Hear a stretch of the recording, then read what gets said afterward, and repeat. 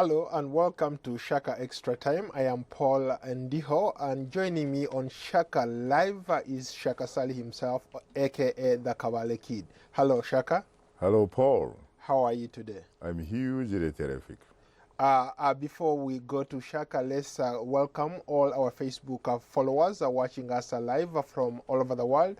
Shaka Extra Time is a place where you get to ask some questions and in fact get a chance to talk to Shaka himself.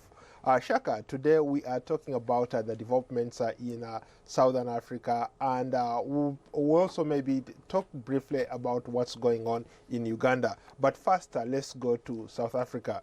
They had a remarkable election. They have a new kid on the block getting into a leadership position. He's been part of the leadership in South Africa, but this is probably the first time that he's going to be leading the biggest political party in South Africa, and that is Cyril Ramaphosa. Your take on that, Shaka? Incredible. I mean, Cyril Ramaphosa, first of all, used to be the Secretary General of the ANC. As a matter of fact, he was so good, especially when he became the key negotiator to pretty much end really what we knew as apartheid in South Africa. And he was so impressive that the Madiba himself, the man who is credited for obviously being the founding father of a democratic South Africa, Nelson Mandela, wanted him to succeed him in State House. But unfortunately, at that time, he was vetoed by the ANC, and it is the ANC wing of the party, which really is the key traditionally, made up of those who were in exile. So there was a sense that unless you were actually in exile, short of Nelson Mandela, who spent 27.5 years on Robben Island and some other places, you couldn't claim to be president of South Africa. And Mr. Ramaphosa obviously has proved otherwise. Obviously, he had a very an uphill battle to get to the top. He had a fierce competitor who happens to be the ex-wife of the current president, Jacob Zuma, Nkosazana Dramani Zuma, who happened to be a very, very competitive person herself, and she had the credentials to probably take over that leadership position. What happened, Shaka?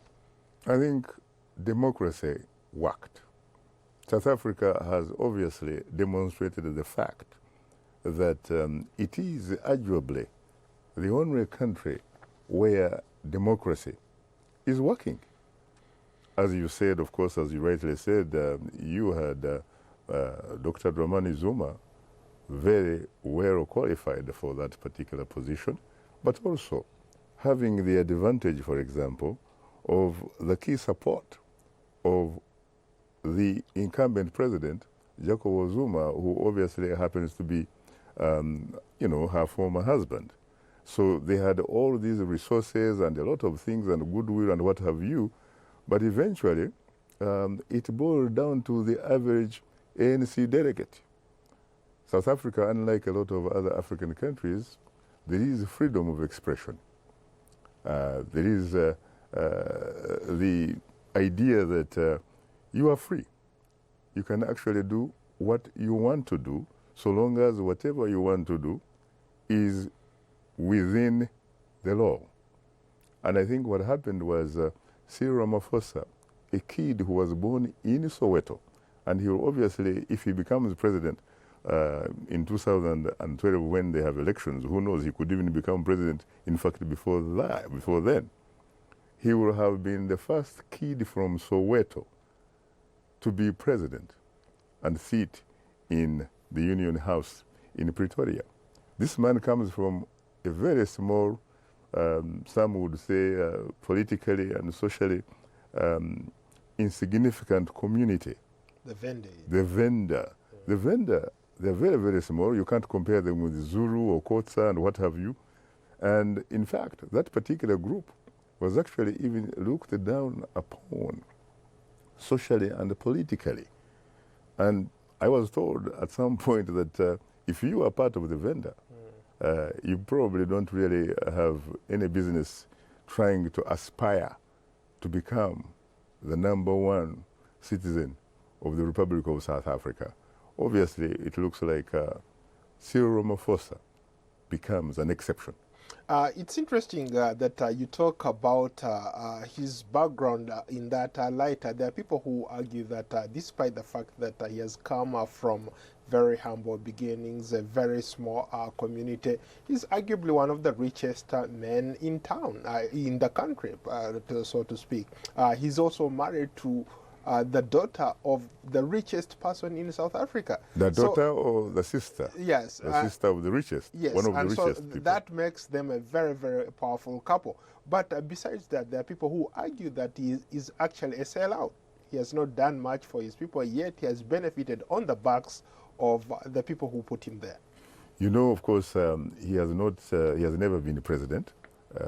It is the first time that he actually gets a crack at the presidency.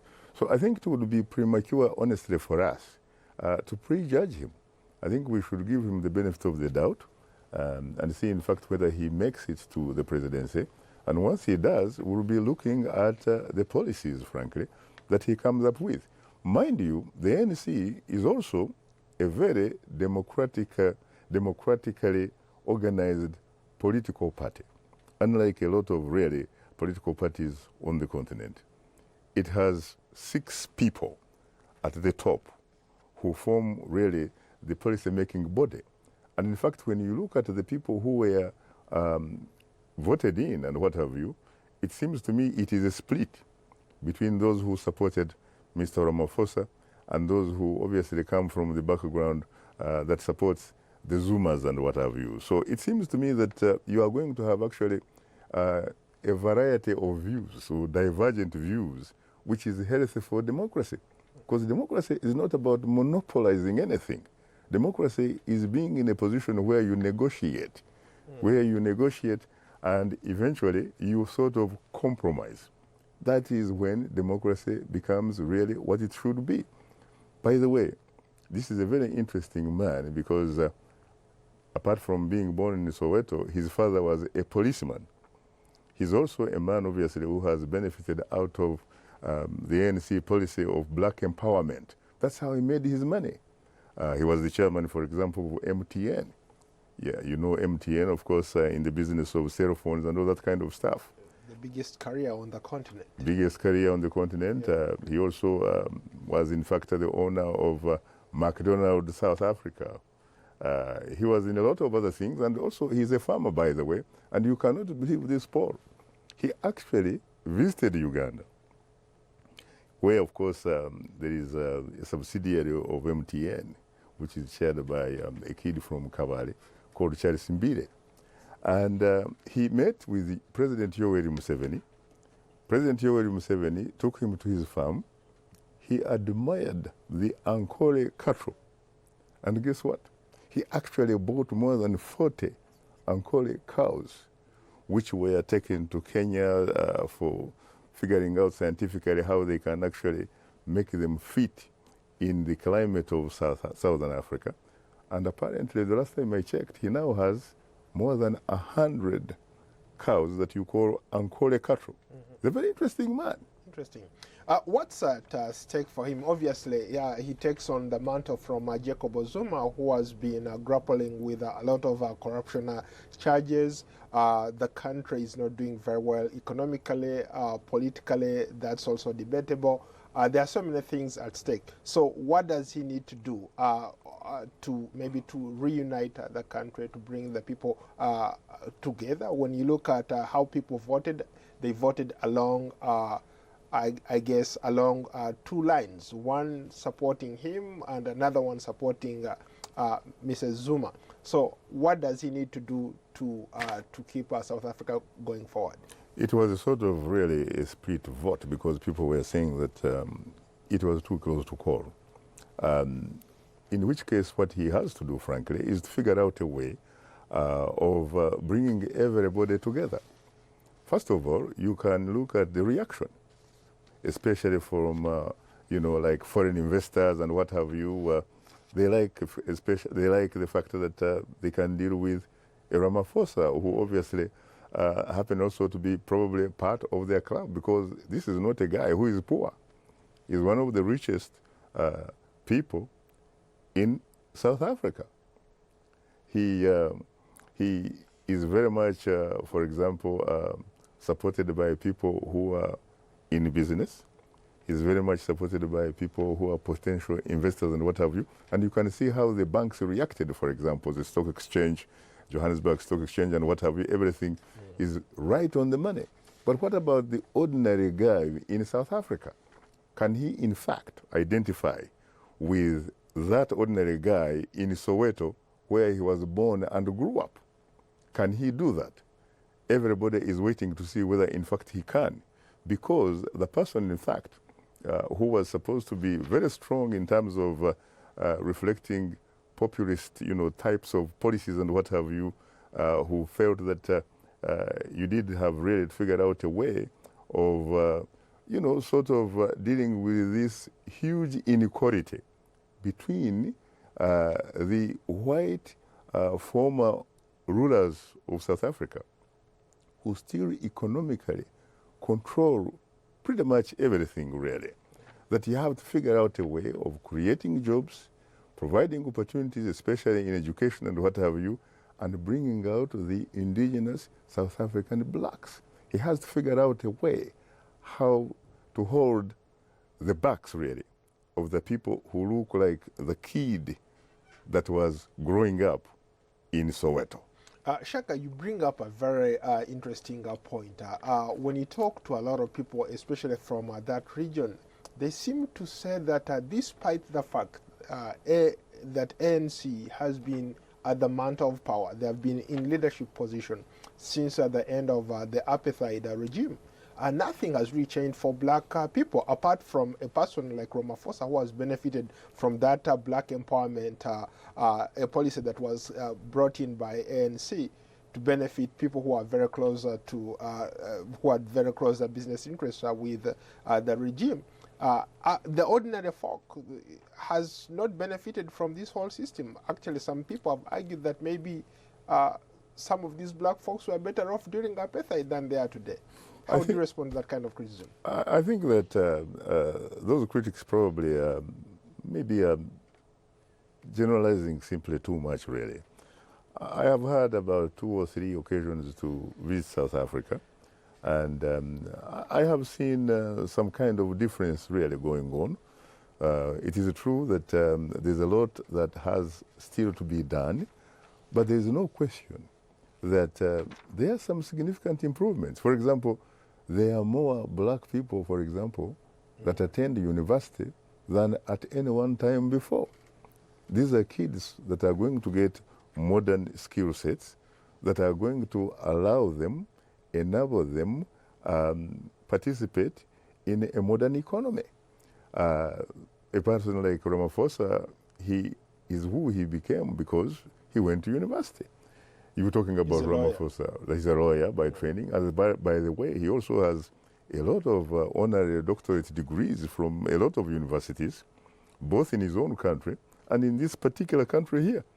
One of them, in fact, is from the University of Pennsylvania in Philadelphia. An Ivy League school. An Ivy League school. Another one is from the University of Massachusetts at Amherst, in Massachusetts. He has also actually taught law at one of the most prestigious law schools in this country and indeed the world, Stanford Law School, Stanford University in Palo Alto. So he is the man of the world. People also forget, by the way, that he is not only a great negotiator to end apartheid, but he was also part of a group that actually helped to mediate the conflict in Northern Ireland. He was also, in fact, approached by former UN Secretary General Kofi Annan back in 2007 to actually chair the team that was mediating the Kenyan conflict. But because Mwai Kibaki, who happened to be president at that time, somehow suspected that there was a very keen, perhaps commercial relationship between Ramaphosa and Raila Amolo Odinga. So the man did not, in fact, get the chance to mediate the Kenyan political crisis. He voluntarily resigned because he felt that the only way you can be a mediator if you have the confidence of both parties. This is a man that probably, when he becomes president, could probably become the first genuine type of leader you could actually characterize as a new breed of African leaders. And probably, who knows, the beacon of hope for African democracy, not the type of leaders who were characterized as such during the Clinton administration. You remember talking about Isaias Afwerki of Eritrea, Meles Zenawi of Ethiopia, of course he is now since died, Yoweri Museveni of Uganda, who of course as we talk is trying to do a bit of political constitutional goalposts, shifting the goalposts so that he could in fact end up becoming a presidential monarch. You have a Paul Kagame, you have, in fact, you couldn't believe this, but you also had Laurent Desire Kabila, these were people who Washington saw as the new breed of African leaders and the beacons of hope for African democracy. I remember, in fact, in 1997, I was at State Lounge or State House, Nakasero, when the U.S. Secretary of State, Madeleine Albright, was actually addressing a media of both Western and local.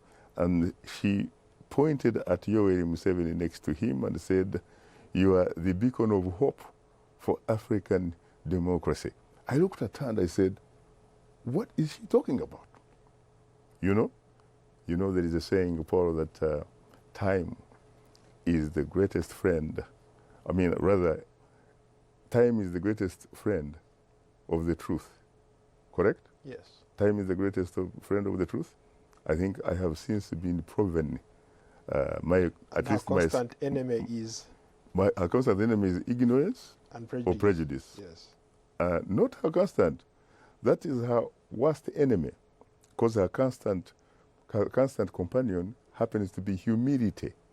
Humility. Yeah, Shaka, that's a perfect segue for us to transition to Uganda. Let's go to some Facebook comments here. Let's start with Okoit Joshua. What's the political future of Uganda following the current age limit debate? Your thoughts? Let's face it, it is Ugandans who should actually determine the political future of their country. They should not allow some of this kind of game that is being played. Let's face it, the last time I actually looked at what appeared to be public opinion poll, I don't know really whether the poll was scientific, but it seems to be very realistic. Majority of the people of Uganda, according to that poll, overwhelmingly are against amending the constitution so that the incumbent President Yoweri Museveni can become a presidential monarch. Now, you have the members of parliament who are obviously voted in parliament by their various constituencies. They now have to prove and demonstrate who do they in fact work for. Do they work for the people who voted for them, or do they work for the Ugandan president who has arguably, allegedly bribed them with each of them about 8,000 US dollars, which of course also happens to be the taxpayers' money. We're talking about the taxpayers' money, the Ugandan taxpayers' money. This money is not coming from Yoweri Museveni's, account. It's not coming from Yoweri Museveni's farm. No, it is the taxpayers' money being used to, in a sense, compromise these members of parliament in order for somebody, frankly, to be king. Now, wait a minute. Back in 2005, there was the issue of removing term limits. And this was the key, because if we had not seen the removal of term limits in Uganda in 2005, we wouldn't be here today. At that time, the president reportedly bribed the members of parliament about $3,000 each only. And they changed the constitution. Later, when the president is actually being interviewed and said, wait a minute, you are the man, for example, when you took power, you seized the power back in 1986. You actually said the problem of Africa is leaders who overstay in power. Why are you removing the term limits so that you can be, can remain president? He said he succumbed to the pressure. Whose pressure was he succumbing from? It couldn't really have been the Ugandan people. If it was the Ugandan people, there was no need for him to have been in a position of bribing, which he calls facilitating, $3,000 each to a member of parliament in order to vote in his favor. So right now, if you look at, for example, the public opinion poll, which suggests that Ugandans overwhelmingly reject anybody touching the constitution. In fact, they call it in the local Luganda language, toji kwatako. You don't touch the constitution. What is he going to say now? That he is also again succumbing to pressure? To whose pressure? But there are people who argue, for example, people on the ruling party side who argue that even in the Western world, in the United States, in Britain, all these countries that pride themselves of having a great or a perfect democracy, there is no cap when it comes to how old you have to be in office. For example, inside United States, we have President Donald Trump. He's over 70 years. Yeah, but he's not. We have other leaders in the West who are over 70 years. So why should a Ugandan president who has had the privilege of being in that position not serve beyond 75 years of age? Isn't that a fair question? I think it is a fair question, but in this particular case, you have to provide it with context. And in fact, I am tempted to quote Yoweri Museveni's very interesting phrase, which is, that is a red herring. A red herring, meaning it is diversionary. Because let's face it, it is true that you don't necessarily need to have age limit really. And in fact, age limit wasn't there. It was inserted there on the watch of Yoweri Museveni. And he did it precisely because, guess what? He was actually blocking a specific individual called a former Ugandan president, Dr. Apollo Milton Obote, so that he could not actually take part in subsequent elections. But you see, it is very, very interesting that he's also the same person who provided this thing called term limits. The Ugandan constitution did not have term limits. But when it comes to him, everything has to be somehow manipulated in such a way that it reflects his interests, not the interests of anybody else. So, in fact, it is okay. If he wanted to remove the term limits, frankly, and that would be a reflection probably of, in national interest and what have you, he didn't have to bribe members of parliament. In fact, he could say, yes, let us remove the age cap, but under no circumstances am I personally going to benefit from that. If that was the case, it would be fine. But I don't see under what circumstances, frankly, he could actually bribe or compromise members of parliament just because of such a principle. No, it's about him. Yeah, in fact, you just brought up a very interesting argument. Maybe I'll go back to the comments. Kalisila Obed, Mbeya, Uganda, he wonders why should it take a foreign intervention for Africans to rise up and take care of their own matters?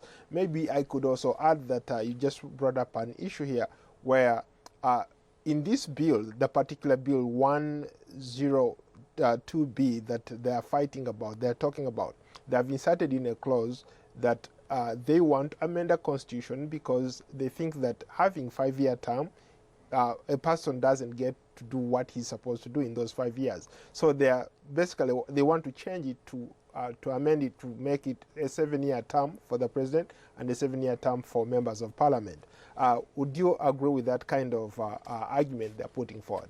You see, when we start talking about that kind of argument, to be honest with you, we are no longer talking about a constitution as we have come to know it. I mean, I agree that a constitution, for example, is a living document and therefore can actually be legitimately amended. But you amend it in such a way that that amendment reflects or is within, in fact, national interests, not personal interests. When it reaches that point, then it ceases to be a constitution. In fact, it becomes a personal manifesto. You change the document whenever it doesn't suit you.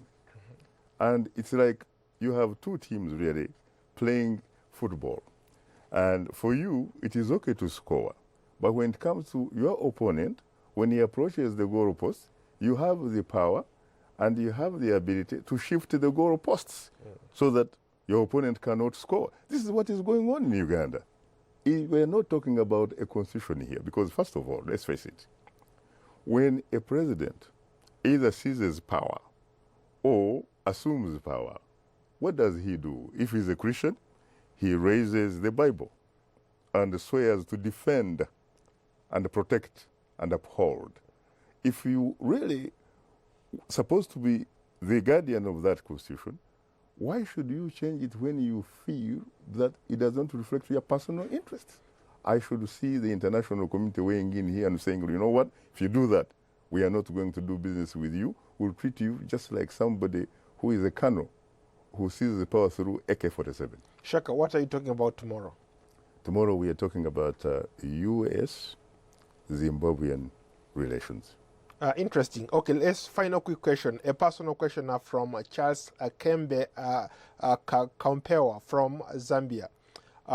He wants to know whether you have political ambitions, that you've been out in the West for a long time, and isn't it about time for you to go back and maybe aspire for political office? You know, I really don't know exactly why he has to say that. All I can say is that at least at the moment, I am comfortable being an advocate of social, economic justice for all of us. Let's go to, very quick, briefly, Panther, how could you talk about African politics while you are not in Africa? For the record, the way you and your team reported on the ongoing crisis in South Sudan shows that African journalists are something else. They don't represent Africa. Very quickly. I don't know what he's going to talk about because we do not invent civil wars. We do not invent refugees. We report on events that unfold. And in fact, we probably, to be honest with you, the best thing we do is try to be servants of the truth. Well, nothing but the truth. Shaka, on that note, I thank you so much for being a great guest. I look forward to hosting you on another edition of Shaka Extra Time next week. To all our viewers, thank you so much for tuning in, and we look forward to talking to you again next week. Thank you. Thank you very much.